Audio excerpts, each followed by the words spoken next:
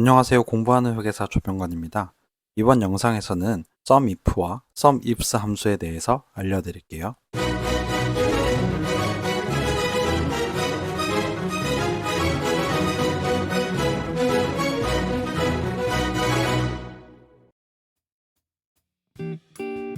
먼저 SUMIF 함수는 특정 조건 한 가지를 만족하는 값들의 합계를 확인하고 싶을 때 사용을 합니다. 함수 작성은 이렇게 하시면 돼요. SUMIF라고 함수명을 적은 다음에 괄호를 열고 내가 검색하려고 하는 조건 검색 범위를 지정해 준 다음에 콤마를 찍고 그 검색하려는 조건을 설정해 준 다음 합계를 내고자 하는 범위를 설정해 주면 자동으로 합계가 구해지게 됩니다. 이렇게 말로만 하는 것보다는 실제 실무에서 어떻게 사용이 되는지를 보시면 쉽게 이해가 되실 거라고 생각이 됩니다. 그래서 예시 두 가지를 준비했어요. 먼저 첫 번째, 이렇게 계정별 원장 또는 분계장에서 특정 거래처의 매출액 합계를 확인하고 싶은 경우가 있다고 해볼게요. 그러면 이렇게 거래처 정보가 쭉 나와 있을 거고 금액이랑 계정 과목 정보가 있을 거예요. 이때 이 거래처 총 몇 개 정도 되는지 궁금하시다면 이렇게 복사를 한 다음에 여기 빈 영역에 아무데나 이렇게 붙여놓고 Alt A M을 누르셔서 중복된 항목 제거 이 메뉴를 설정해 주세요. 저는 현재 선택 영역으로 정렬을 할게요. 그리고 중복된 항목 제거를 눌러주시고 확인 눌러주시면은 이렇게 A, B, C, D 거래처 4가지에 대해서 제품 매출이 나오는 걸 확인할 수 있는 거예요. 이렇게 구해서 여기 거래처명은 제가 기재를 해놨어요. 그러면 각 거래처마다 매출액이 어느 정도인지 확인을 해볼게요. 그럴 때 SUMIF 함수를 쓰면 될 거예요. SUMIF 여기 있죠? 탭 누르시고요. 그럼 먼저 조건 범위를 정한다고 했잖아요. 우리는 A, B, C, D 이 거래처명에 해당하는 합계액을 구하고 싶을 거잖아요. 그럼 우리가 구하고자 하는 이 조건 범위는 거래처명 이 영역이 될 거예요. 그리고 절대 참조를 걸어줄게요. 저는 어떻게 할 거냐면 여기 H15셀에 함수를 설정한 다음에 우리가 이전에도 봤던 것처럼 이 지정된 함수를 그대로 복사해서 아래로 붙여 넣는 방식으로 해서 합계를 모두 구할 거예요. 그러니까 이 범위는 이동을 하면 안 되니까 절대 참조를 해야겠죠. 그리고 나서 이 크리테리아 이거는 이 영역에서 내가 찾고자 하는 범위가 될 거예요. 이 표에서 보면 이 거래처명 A를 눌러주면 되겠죠. 얘는 그냥 아래로 내려서 붙일 테니까 별도로 혼합 참조나 절대 참조는 걸지 않아도 될 거예요. 그리고 sum range가 나오는데 이 sum range는 이 거래처명에 대응되는 이 영역을 선택을 해주면 되겠죠. 그리고 이것도 절대값을 넣어줄게요. 그리고 엔터. 그러면 이렇게 합계가 나옵니다. 그리고 얘를 쭉 붙여주시면은 총 합계가 나와요. 전부 누락 없이 됐는지 확인을 하고 싶다면 우리가 SUMIF 함수로 구한 값들의 합계를 구한 다음에 여기 전체 원장의 합계와 일치하는지 이렇게 검증을 해보시면 될 거예요. 그러면 모두 누락 없이 합계가 집계됐다는 걸 확인할 수 있겠죠. 두 번째로 이렇게 양수로 된 값과 음수로 된 값을 각각 합계 내고 싶을 때 사용하면 편해요.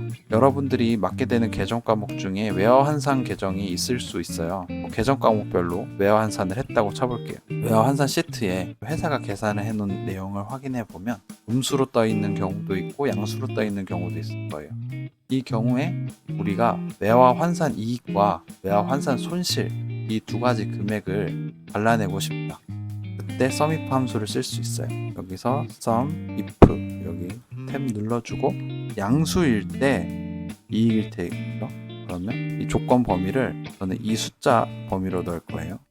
여기 절대 참조해 줄게요. 그리고 조건은 다운표를 열고요. 0보다 큰 경우, 그러니까 여기 내가 선택한 영역에 있는 값 중에서 0보다 큰 녀석들을 더해줘 라고 명령을 내릴게요. sum range를 선택을 하게 돼 있는데 원칙대로라면은 이렇게 한 번 더 선택해주고 엔터를 치면 되겠지만, 제가 sum if 함수를 자주 사용하는 이유 중 하나는 이렇게 조건 영역이랑 합계 영역이 같을 때 그냥 이렇게만 닫아줘도 구해지거든요. 그리고 똑같이 컨트롤 C 해서 컨트롤 V로 합쳐줄게요. 그러면 당연히 같겠죠. 왜냐면 조건이 양수일 때니까. 얘는 0보다 작은 녀석들의 합계를 구해줘 라고 명령을 바꿔주면 되겠죠. 그리고 엔터를 눌러주면 이렇게 합계가 될 거예요. 이것도 마찬가지로 검증을 하고 싶다면 이렇게 전체 합계가 일치하는지 보면 되겠죠. 그럼 누락 없이 합계가 구해진 걸 확인하실 수 있을 거예요. sum ifs 함수는 한 가지 이상의 조건을 만족하는 값들의 합계를 확인하고 싶을 때 사용을 해요. 함수 작성 방법은 이렇게 돼요. sum ifs라고 명령을 준 다음에 괄호 안에 먼저 합계 범위를 넣고, 그 다음에 내가 조건을 부여해서 찾고자 하는 조건 범위를 넣고, 거기에 위치하고 있는 조건 1 넣고요. 그 이후로 후속적으로 조건들을 추가를 해줄 수 있어요. 이것도 예시를 통해서 한번 확인해 보시면 더 편할 거예요. 이렇게 제품 매출과 상품 매출 내역을 분계장이나 원장에서 확인을 할 수 있고, 우리가 받은 원장이나 분계장 안에 거래처명과 사업부 정보가 있다고 가정을 해볼게요.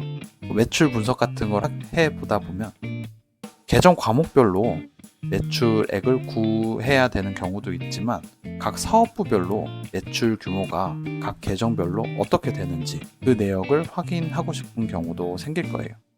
이럴 때 sum ifs 함수를 사용하면은 쉽게 우리가 원하는 정보를 찾을 수 있어요. 여기 sum까지 누르고 sum ifs 탭 누르고요.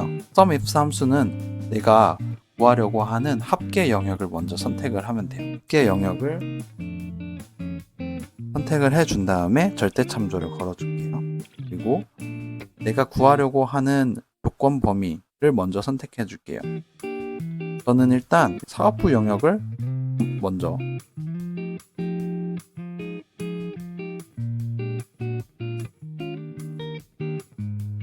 사업부 영역에 이 사업부 A 요걸 찾아줘 라고 할 거잖아요. 근데 우리가 혼합 참조 때 배웠던 것처럼 얘는 열을 고정을 해줘야겠죠. 그러니까 이렇게 3번 눌러서 열을 고정해 줄게요. C열로.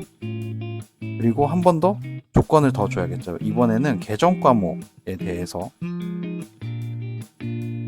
조건을 걸어줘야 될 거예요. 절대 참조를 걸어주고요.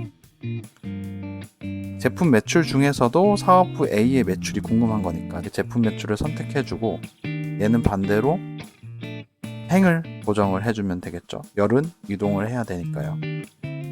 그리고 나서 바로 닫고 엔터. 그럼 합계가 구해지고요. 컨트롤 C에서 컨트롤 V 해주면 이렇게 여기 밑에 아래에 있는 정보들의 합계들이 우리가 원하는 테이블 안에 각각의 사업부별 제품 매출과 상품 매출 이 비중이 구해지는 것을 확인할 수 있을 거예요.